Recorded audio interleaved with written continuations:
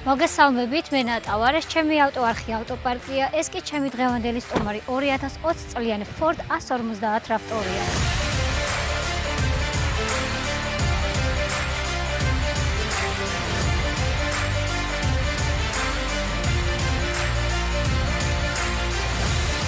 როგორც უკვე იცით, ეს მოდელი არ არის არც პირველი და არც საბოლოო.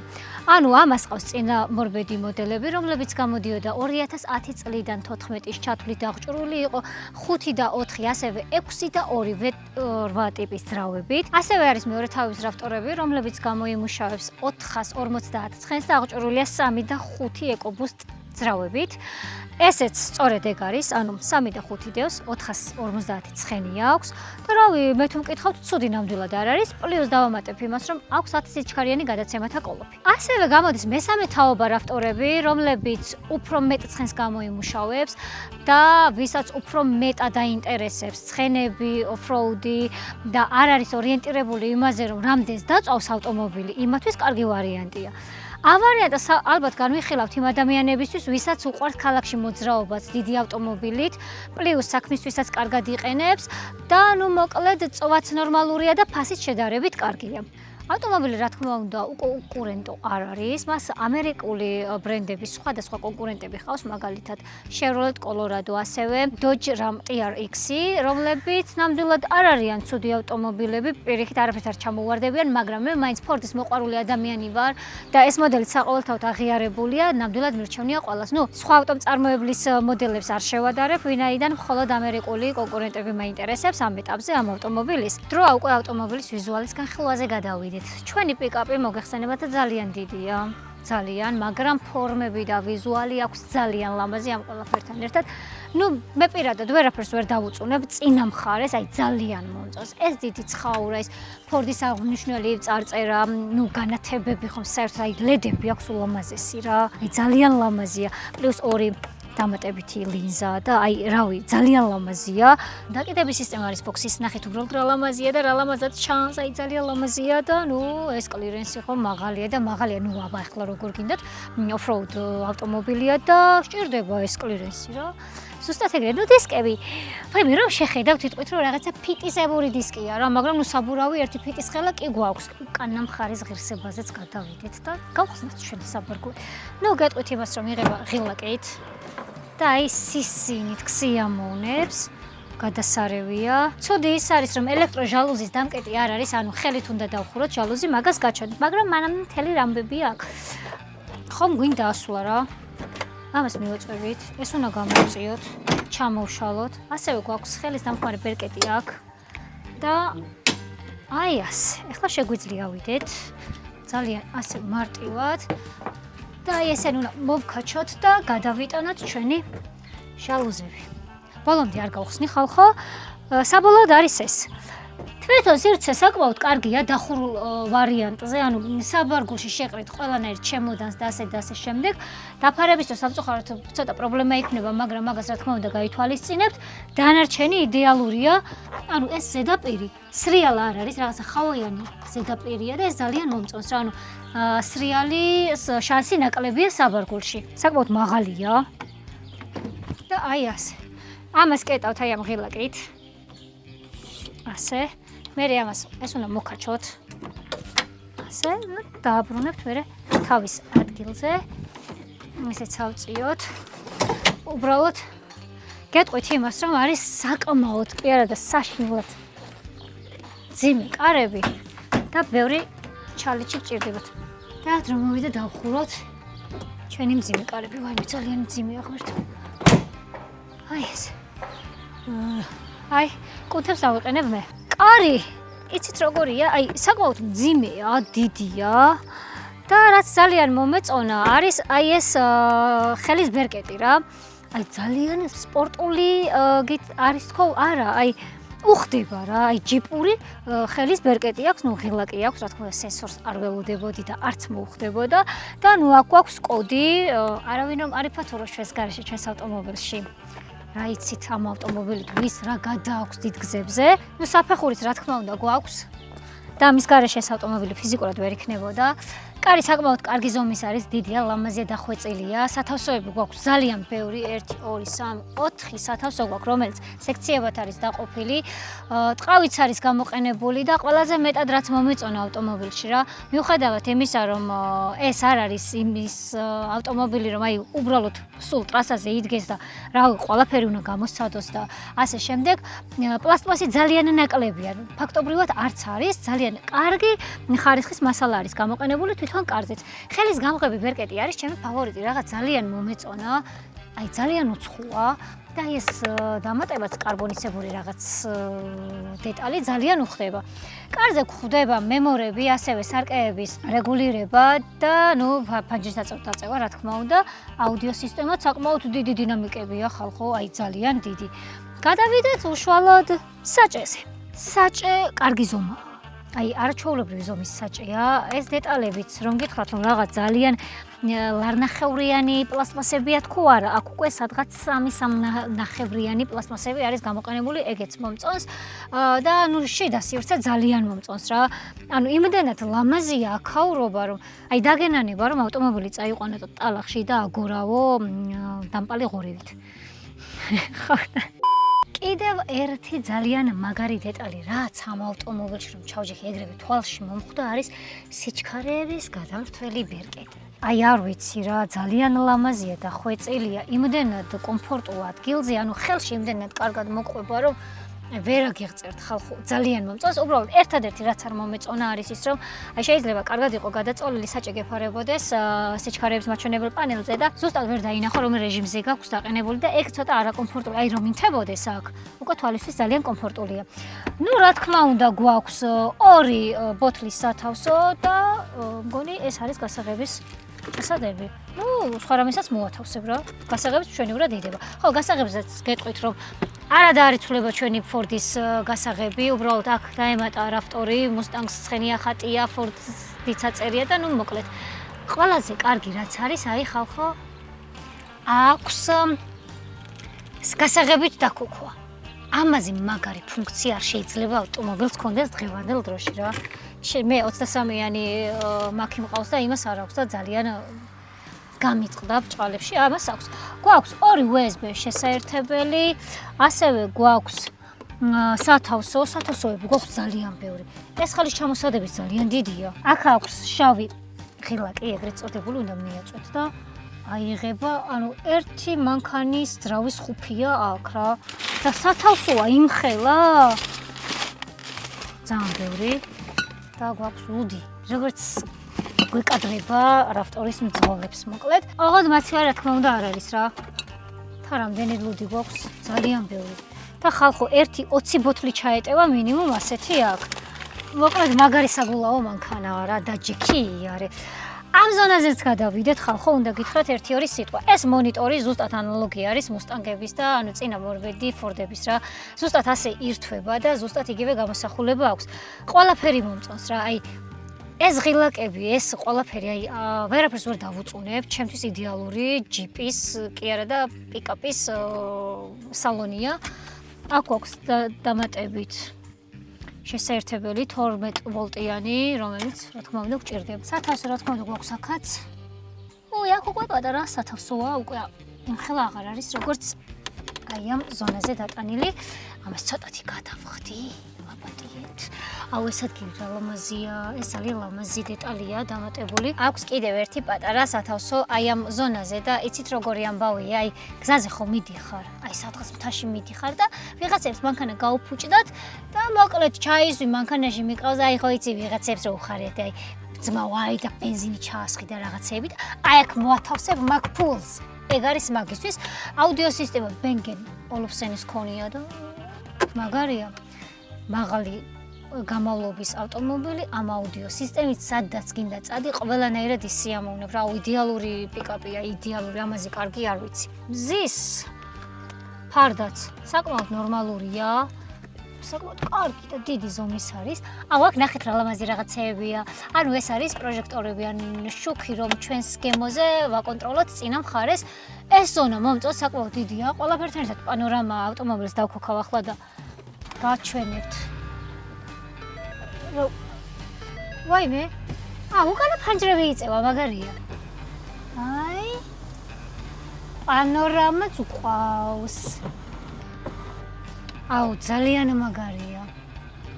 ამ ავტომობილით უზომოდ კმაყოფილი ვარ ჩავაქრობ ისევ ავტომობილს. შუქების ანთება როგორც ყველგან და სათვალის შესანახიც მინდა გითხრათ. ეს ზონაც საკმაოდ დიდია. სარკეც მომწონს, რაღაც ველმოდური და უშნო არ არის, ჩვეულებრივი სტანდარტული სარკეა. და როგორ არ ავღნიშნო ხალხო კიდევ ერთხელ, რომ ყველაფერი არის რბილი. აბსოლუტურად ყველა დეტალს, რასაც ვეხები, ჭერი იქნება, სკამი იქნება, ესეც ტყავია. რბილი. ამ ზონაზეც უბრალოდ დახედეთ, როგორ ლამაზად არის ყველაფერი განაწილებული და ყველაფერზე აქვს თნაფიქრი. მომწონს, არაჩვეულებრივი ავტომობილია. სავარძლებსაც რომ შეხედოთ, რაღაც ძალიან უბრალოს შთაბეჭდილებას არ ტოვებს აკვირდით. რბილი დეტალია, ტყავი არ არის. ალბათ ესეც ერთგვარი გათვლა არა.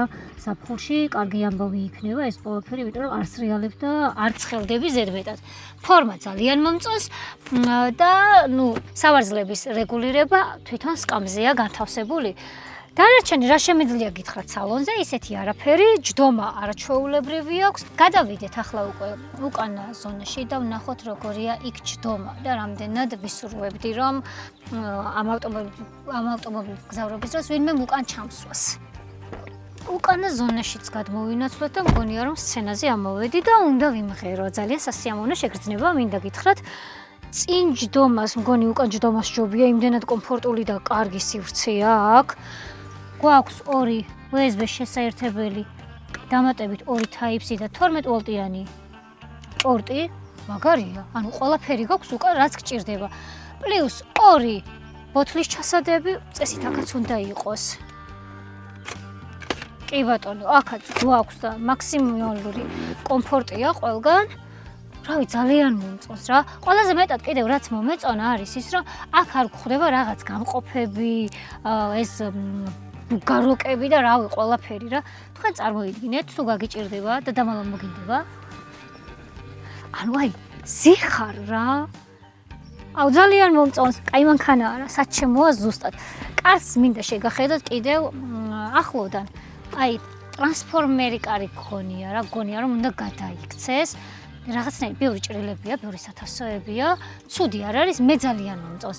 სათავსო რომელიც არაფერში არ გამოგვადგება, მაგრამ გვაქვს.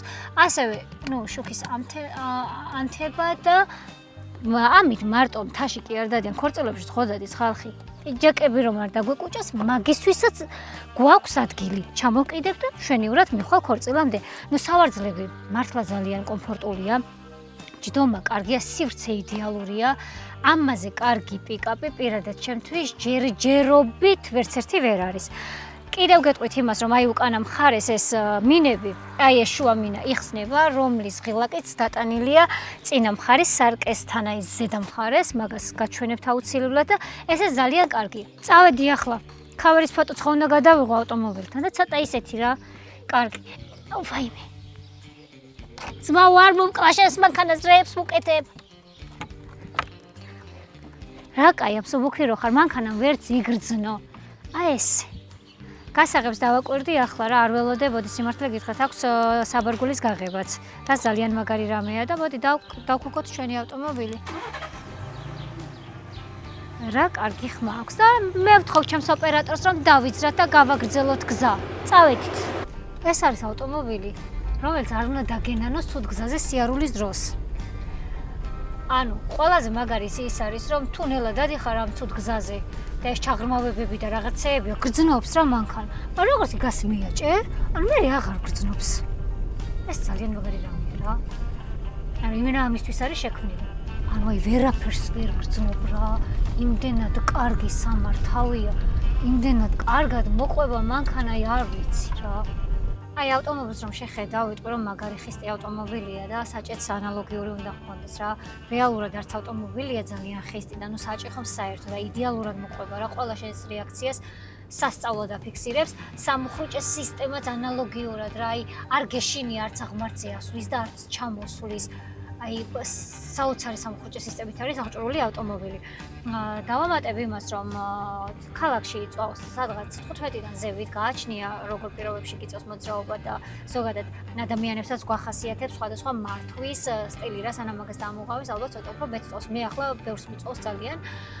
ფასი როგორც ამ ავტომობილს შეეფერება, საკმაოდ ნორმალური და კარგი ფასი აქვს, ანუ არ არის ძალიან გაწელილი და რაღაც რო ვერ შეწუდე და თავი შეიკავო ფასის გამო, არა.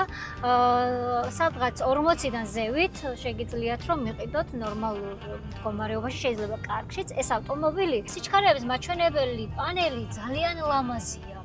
იმდენად ლამაზია, რომ არ ველოდებოდი და უზომოდ მომწონს. კმაყოფილი ვარ, გამოსახულებაც იდეალურზე იდეალურია. აჩქარება კარგი აქვს. არსად არ გეშინია, რომ აი ამ სიგრძე ავტომობილით თუ არ ვცდები 6 მეტრი და რაღაც არის, მინიმუმ 6 მეტრი ნამდვილად არის. არ გეშინია, რომ ვიღაცას გაასწრო გზაზე რა. ეგ არის ძალიან დიდი პლუსი. თავის ცხენებს იდეალურად იყენებს. შეჩვევას რაც შეეხება, პირველად რომ ჯდები ამ ავტომობილში, ცოტა შიშის ფაქტორი არის რა. ძალიან დიდი გაბარიტები აქვს ოღონდ მართლა. და ცოტა ვიწრო ადგილებში გასვლაც ცოტათი მეშინოდა, მაგრამ როგორც კი დაჯდები ავტომობილს მოირგებ, მაშინვე ქრება ეგ შიშები, მაშინვე ყველაფერი აი უკანა პლანზე გადადის და кайფობ ავტომობილით რა. ასეთი რბილი ავტომობილები ზოგჯერ სედანებიც კი არ არის და სასიამოვნოდ გაოცებულ გაკვირვებული ვარ. აი ცუდი როგორ უნდა თქვას ვინმე ამ ავტომობილზე, პირადად ჩემამდე არ მოდის ეგ ფაქტი. ხოჩახფორც. იმიტომაც არის რომ საკმაოდ დიდი გაყიდვებით სარგებლობს ამერიკაში ეს ავტომობილი და არა მარტო ამერიკაში, რომ გატესტავთ ამ ავტომობილს თუნდაც ყიდვა უნდა და იყიდის არ წააგებს და მიხვდება რომ არაფერი არ გადამიჭარბებია და სრული სერიოზულობით გეუბნებით ამდენ დადებით თვისებას ამ ავტომობილზე. პლუსები და მინუსები ამ ავტომობილის. პირველ რიგში პლუსი არის ის, რომ ყავს მაღალი გამავლობის, ძალიან ლამაზი, ელეგანტური, როგორც გარესივრცით, ისე შიდა სივრცით დახვეწილი ავტომობილი, რომელსაც წონს ვერ მოუძებნი და ვერ დაუდებ. ფასით საკმაოდ ნორმალურია, როგორც უკვე გითხარით, სადღაც 40-დან ზევით ღირს ჩვენთან.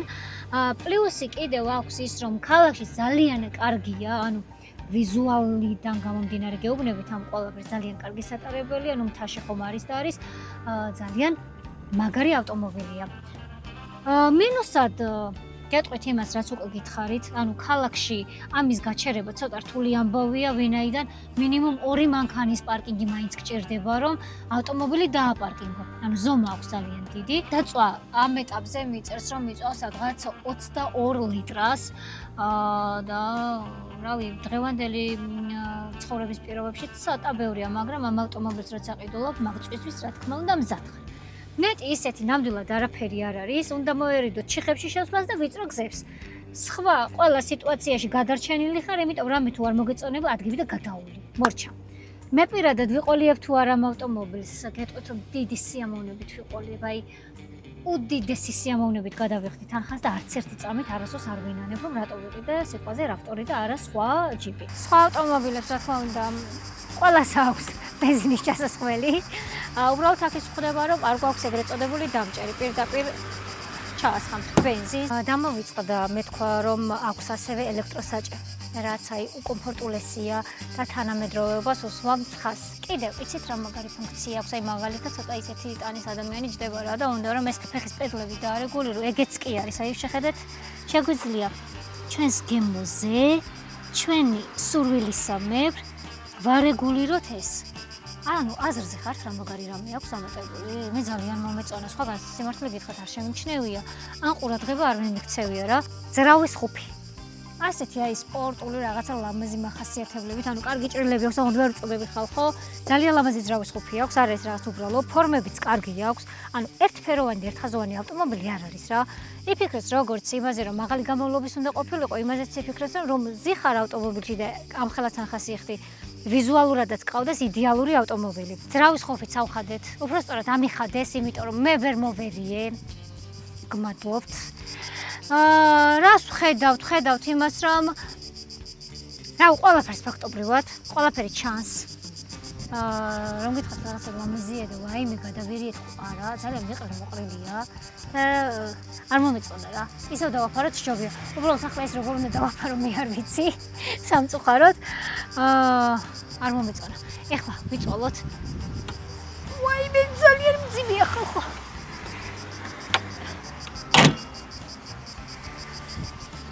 ხელების მოყოლას როგორც იმ 205-ში ახაც გადავრჩი, ეს კაი არის. მოკლედ, ჩემო მეგობრებო, დღევანდელი ვიდეოც დასასრულს მივუახლოვდა, მეც გემშვიდობებით, გამოიწერეთ ჩემი არხი. იმიტომ რომ უფრო მეტი სტიმული მქონდეს, ახალ-ახალი ავტომობილები შემოგთავაზოთ. რაც მოგწონთ, შეგიძლიათ ეგეც დამიწეროთ, რაც არ მოგწონთ, შეგიძლიათ რომ ეგეც დამიწეროთ და მე ყველანაირად ვეცდები რომ ყველაფერი გავითვალისწინო. როგორც გითხარით, დღევანდელი ჩვენი სტუმარი 2020 წლიანი Ford RAV4 იყო. მე ძალიან ვისიამოვნე და იმედია თქვენც ძალიან ისიამოვნებთ ამ ვიდეოს ყურებისას.